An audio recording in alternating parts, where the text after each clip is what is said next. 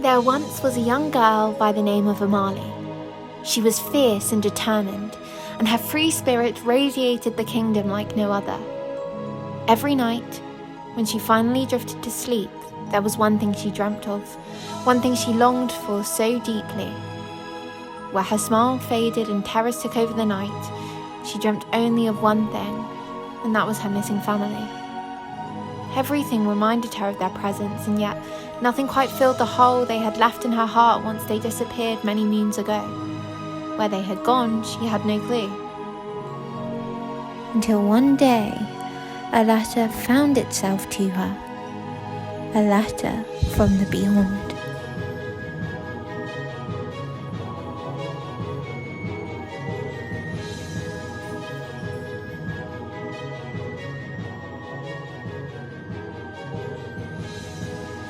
Dear Amali, I hope this letter finds you well. I apologise for writing to you like this, or rather, not reaching out sooner. Lending it our hand, hoping you'll take it when I've been absent from your life all these years. I know you must have 1,000 questions, questions of which the answers I am unable to provide. How can I, when I don't know them myself? See, at the time, we thought we were protecting you, shielding you from your true belonging, from us. But I now know that we were wrong in doing that, and for that I am truly sorry. I don't have much time, and you see, Mother and Father, they've been captured and they're to be trialled and no doubt executed by midnight on Friday the 13th. But there is a way to save them. There is someone who can spare our parents from their deathbeds. You are our only chance. Meet me. Besides that which has hands but no arms, has a face but no head. Tonight. Sorry I can't tell you more right now. It's for your own good.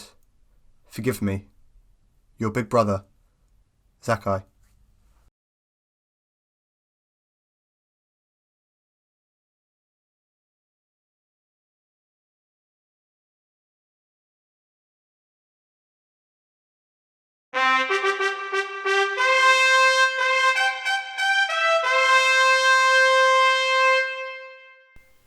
The annual ceremonious torching of unnamed witches and wizards is to begin between Friday 13th and Sunday 15th of August this year, states the mayor of Raven Wharf Village. Many have already gathered in anticipation of the event, though not to be met without the resistance of the Sorcerers' Rebellion. Pharaoh Dimpost, a long-standing sorcerers' rights activist, warns lynchgoers of the consequences of a pure-blood nation. Justice for all, equality for all, freedom for all. Unite with us and be on the right side of history. Wash the blood off your hands and join us in saving innocent lives. Your silence will not protect you. It will not protect those who are to be executed tonight. It is not too late to rid yourself of this sin. Join us. Join the Sorcerers' Rebellion. Justice for all. Freedom for all. What was that? That is none of your business, young lady. Not hungry today? Oh, yes, very. Well, eat up then. Don't let your dinner get cold. All right. What is it? You're not daydreaming again, are you? I hope it's got nothing to do with that silly letter of yours. Huh? What letter? Oh, don't play stupid, Amali. I've raised you since you were merely a toddler. You don't really believe that you can hide anything from me, do you? I suppose not. Right then. Better not waste any more time dawdling. Time is precious, darling. The quicker you come to terms with it, the less you'll waste on a silly letter. But... Up. There are no buts. You ought to forget about it, girl. It's not doing you any good. Look at you. Don't concern yourself with what you cannot control, Amali. You're right. Forget it. It's nothing. Oh, for heaven's sake, Amali, stop sulking, will you? Why do you want to believe all that old rubbish anyway? Oh, come on now, dear. You don't honestly believe that your family could possibly still be out there, alive, do you? And what if they were? They've not been here a single day. Not a single moment by your side, protecting you, looking out for you the way I have. Not one. But Mrs. Little, what if it is them? Don't you care? We could help them. Oh, enough, girl, enough! I do not want to hear any more of that nonsense. Do you hear me? Why not? Because, Amali, look at us. We are different, are we not? Everyone here knows it. Everyone in the other world knows it. Open your eyes, Amali. People are afraid. Afraid of what they don't understand. Fine. If you're not willing to help me, I'll just do this alone. Be my guest. And don't come running to me once everything goes pear-shaped.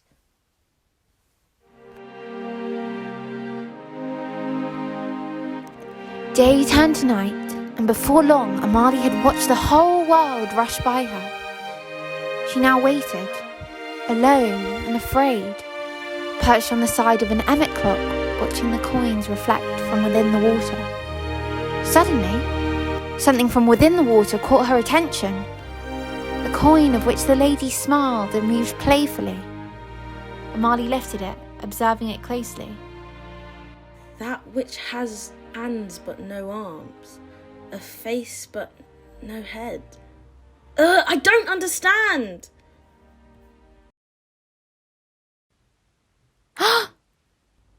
Zakai? I can't believe it's you. How'd you find me? You met me where I asked. Did I? Oh, hands but no arms. A face but no head. Clever. Really, very clever. For what it's worth, I'm sorry. What are you sorry for? About our parents. So am I. We must be strangers to you now. You'd never be a stranger, Zach. I thought you were all dead. Oh, I'm so sorry. I didn't think. It's fine. What happened to them? To you? A lot has happened to us, Amali. Only the worst was losing you. So why did you? You wouldn't understand. It was for My your protection. Yeah. You've mentioned. Why would I need protecting from my own blood? Because we are different, Amali. Different how? I don't see it. Then it's worked. Us leaving wasn't for nothing. I don't understand. I think I've been followed here. Followed? By who? So we don't have much time. Don't have much time. Where are you going? You're not leaving me again, are you? Listen to me, will you? Take this. It's a map and a time warper. A what? A time warper. What does it do? You're not making any sense. Once I go, you are to place this clock here, and then you're going to follow the map and rescue our parents from the fate that awaits them. Aren't you coming with me? Isn't it too late? I'm sorry, Amali, but you must do this alone. And you must trust in me. All this will make sense soon enough. Then where are you going? Getting captured. What? You're crazy. Believe me, it is all part of the plan. I believe in you, sister. Follow the map. Oh, and feed the bear the honey. What? What bear? Go! They caught up with us now. You must go. Now! Oh, there you are. Mrs. Little, is that you? It's me, darling. Oh, how happy I am to have found you. Mrs. Little, I have so much to tell you. Oh, and this must be your precious brother. Yes. Come, I'll introduce you. I'm sorry that things got heated before I... Oh, how sweet. He's brought you a toy. Be a dear and come and show me. Come on now, don't be shy. Amali, no. Stay where you are. Whatever is the matter, my flower? What's with the long face? Oh, it appears we have some company. A knot tied in Amali's stomach. Who was that besides Mrs. Little? A figure distorted by the uncommon mist of August nightfall. And another. Before long, tens of masked figures surrounded Amali and her brother. Who are these people? They're the Reapers of Death. Ha! Ever heard anything so foolish? Now come here. Show me what's in your hand. No. I beg your pardon. I said no. I see. You'd rather trust the words of a strange man than the woman who raised you, you ungrateful little swine. On the count of 3, do as I say, all right? No, wait, what are you doing? What is that? Just do it, okay? 1, Think carefully, girl. 2, Don't make me tell you again. Hand it to me. Hand it over. 3! No!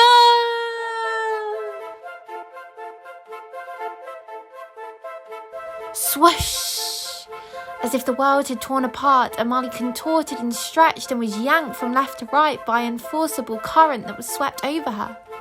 The town was blurring around her, yet she could make out the cloudy figures of strangers and the sun rising and setting behind them. Finally, as if the coils of spring had tore together once more, Amali stumbled into the new world around her. Amali couldn't believe her eyes. God, the sun was shining and the town was bustling with life. Women wandered the streets in corset dresses lined with dragon scales, and men wore lavish gowns that spread around their feet. In this new world, knights fitted with gold armour and swords tucked away to their sides rode around on wild horses. Occasionally, they'd bow and hum "G'day, sir" to the passer-bys. It was nothing like she'd seen before. I mean, who would believe such a place existed?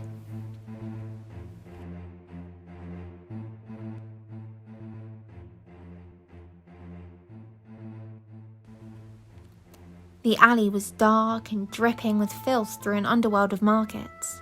Through clouds of grey, mysterious smoke, Amali made out a hanging sign. The Bear Pit. Without hesitation, Amali strode in, not knowing where or who she'd meet along the way. Like what you see, do ya? Come on over, have a look. Grizzly ghouls, fire-breathing salamanders. Whatever you're wanting, I bet you I got it. Follow me. Yes, follow.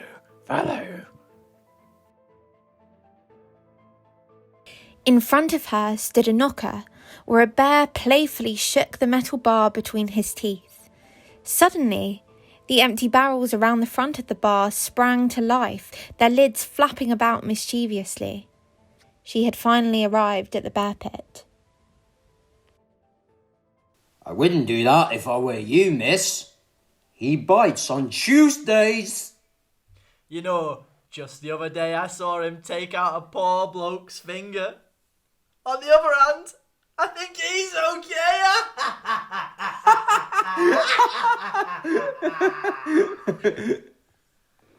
You can talk. Oh, I get it. You're a barrel of laughs, aren't you? Suppose we are, miss. Suppose we are. Mind you, he ain't no gummy bear.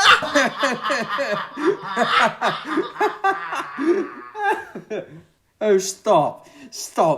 I can't bear it anymore.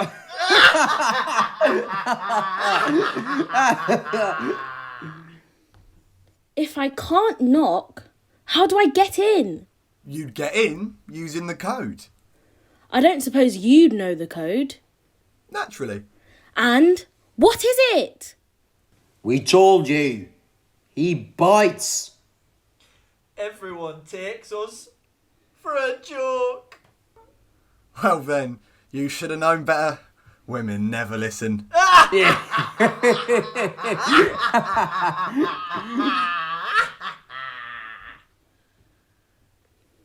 Feed the bear the honey. Congratulations. Took you long enough.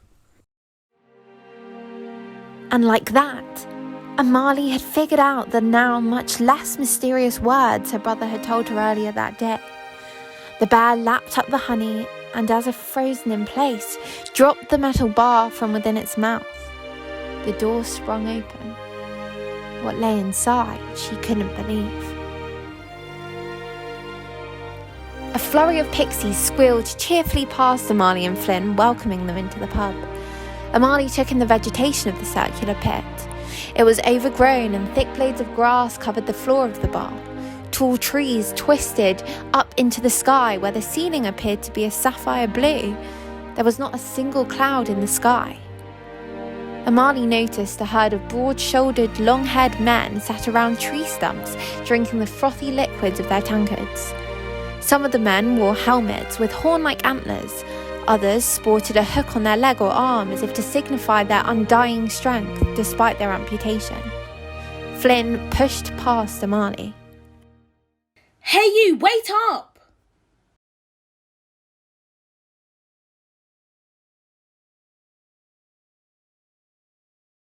Amali slipped into a trance. It was so dark and cloudy that the last remaining light was skimming through a window and was slowly swallowed by the darkness. The smoky figure rushed past her, taking no notice of her presence. Amali watched curiously, posed in place. The figure bent low and fiddled with the lock on the door until it clicked reluctantly into place. He shook in the room one last time, and Amali noticed a scar running from his chin weakly up into the darkness of his cloaked, covered face. He swiveled on his feet and exited through a mysterious-looking door on the far left of the pit. It shook the empty room behind him. Amali ran after him, palms wrapped around the door. She pulled it with all her might. Ugh, come on! But it was to no avail. Amali snapped back to the present day, and the room was now bustling with life. Amali caught her breath, realising that her dream was nothing more than that. It was a simple, silly dream.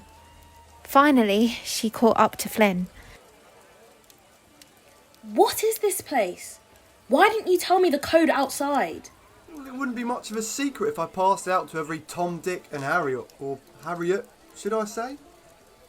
What's your game around here anyways? My game? Alright, Sally. How you doing, son? Not bad, not bad. I found a stray from across the river. Across the river, eh? What business do you have with a stray, Sally? You know what trouble you'll get in if you're caught harbouring a stray. And a half-blood at that. She knew the code. Brains and beauty. Roll your tongue back in with your brother. How do you know the code? Does it really matter? Yes! Yes? I just guessed it. Guessed it out. She must have had a tip-off. No,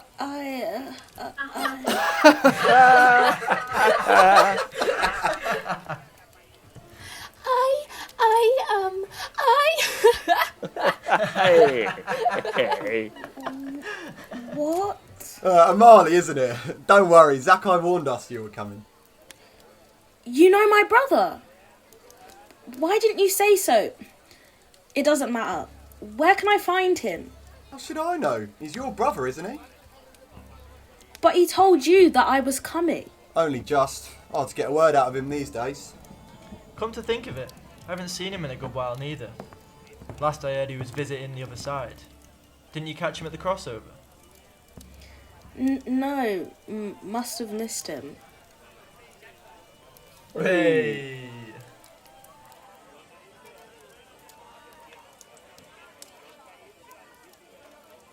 So how'd you know him? You do ask a lot of questions, don't you? We're friends. Good friends. Good friends, but you don't have a single clue where he could be. He keeps these sort of things to himself. Fine. Why did he give me this? You better put that away. Don't want to be losing it, or worse. Or worse? Falling into the wrong hands. What is that thing? Now you're mute. If I could, then I would. Yeah, right. And if I could win the lottery, then I would too. The lottery? Anyways, you don't get it. It's not that I don't want to help, it's that I can't. Then help me get it. Tell me what it does. I can't. Why not? Fine. If you don't want to help my family, who are to be burnt at the stake tonight, or hung if they're lucky, then on your head be it. Sorry, what? It's your family got captured. If you're a stray, then how do you know that? I saw Zach at the crossing. Right. I guess I'm not the only one keeping secrets. And I ended up here and he got captured by the Reapers. Captured?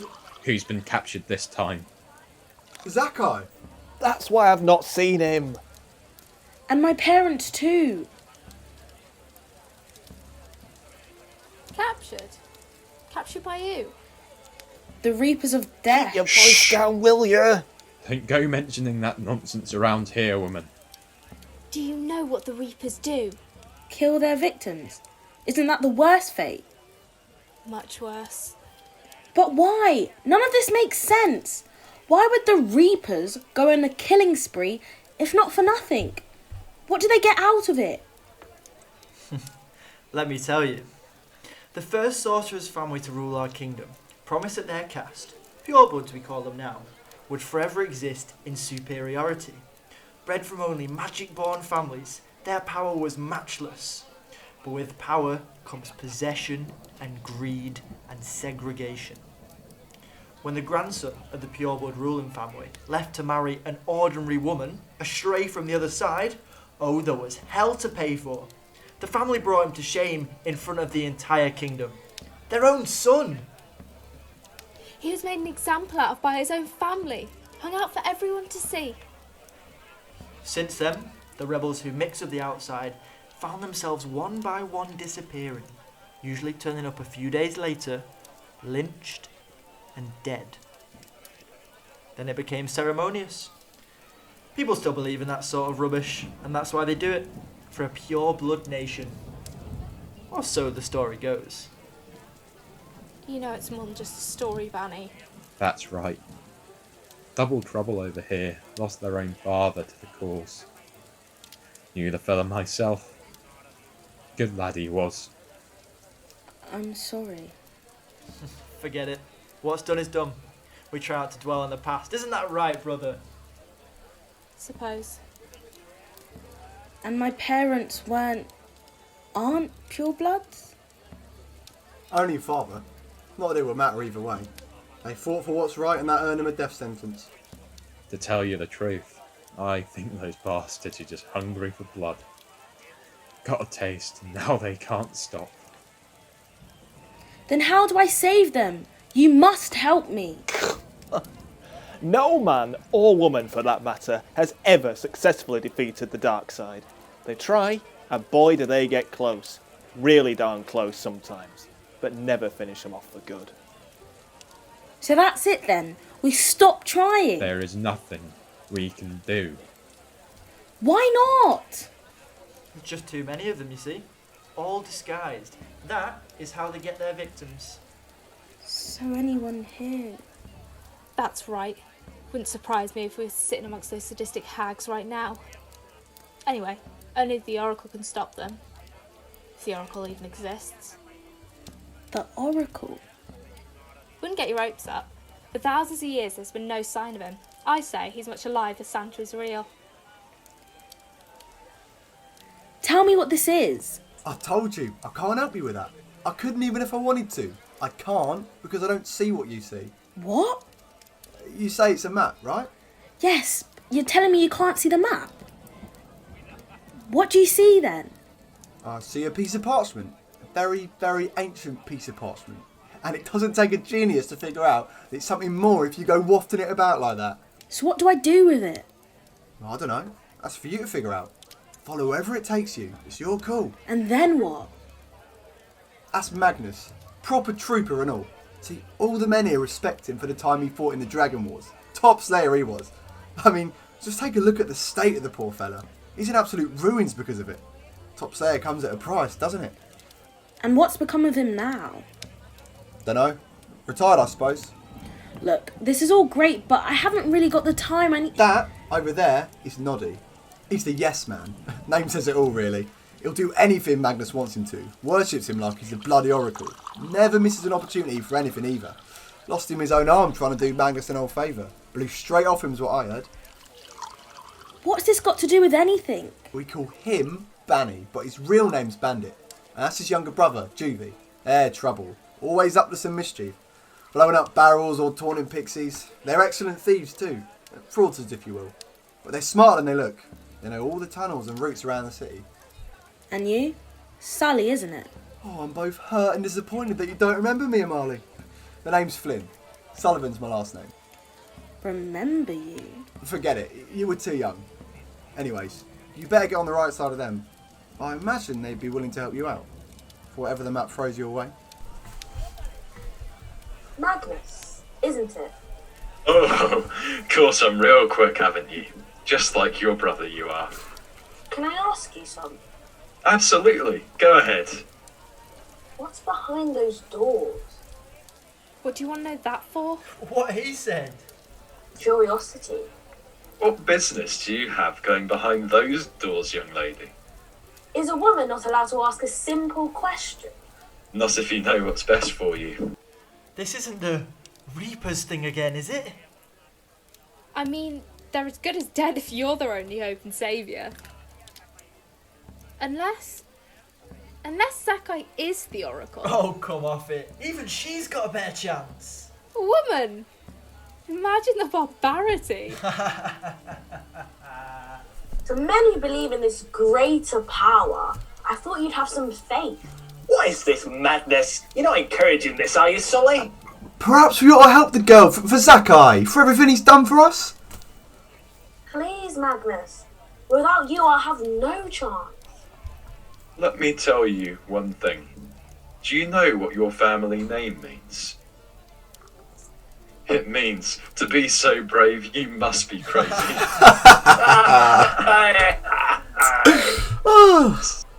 So, tell me then, how is it you plan to take down the army of Reapers? I'm not exactly sure. Not exactly sure? You really must be crazy. I'll figure it out along the way. I'll be alright. Well, for you, alright isn't good enough. So what do you suggest then? You want to help me? The fierceness and courage I see in your eyes are just as that of your brother and your father. You both have his eyes. You knew my father too. I know your father. They're not gone just yet. So, what's behind the door? They call it the gates of hell.